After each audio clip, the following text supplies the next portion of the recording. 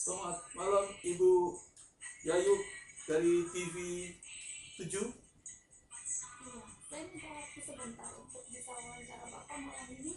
Oh, silakan. Saya memang sedang menunggu kedatangan Ibu Yayuk dari TV 7. Saya Menko Ekonomi Heru Semenanjung yang baru menggantikan pemerintahan transisi yang akan berakhir pada penghujung tahun 2024 ini.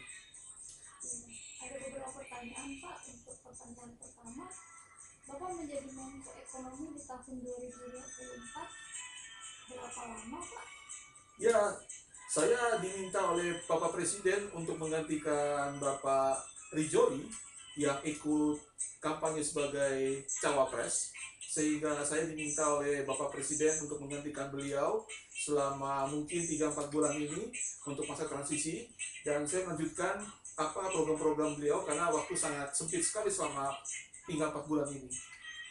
Apakah menurut Bapak Menko Ekonomi Heru Semenanjung tingkat pertumbuhan ekonomi Indonesia dapat ditingkatkan? Oh iya, pasti bisa.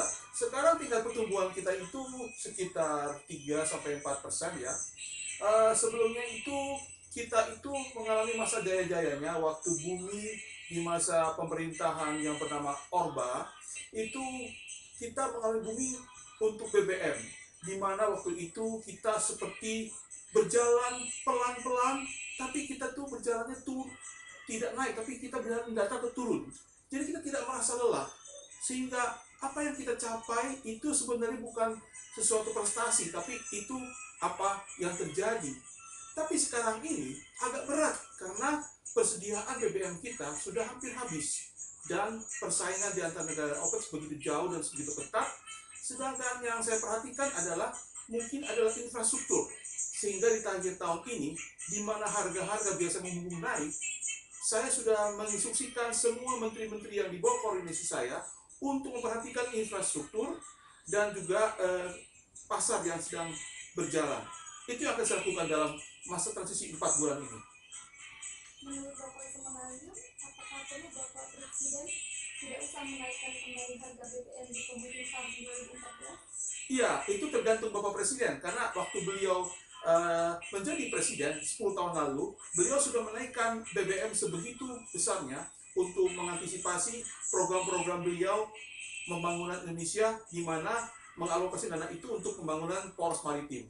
Tapi sekarang ini sesudah terjadi pembangunan itu, mungkin beliau masih merasa ada kurang dana, sehingga kita perlu menaikkan lagi BBM. Tapi saya rasa untuk pencitraan sebenarnya itu tidak perlu. Jadi kita mungkin melihat bagaimana perkembangan dari Bapak Presiden selama 4 bulan ini. Masa transisi pada pemerintahan yang kemarin bagaimana Pak?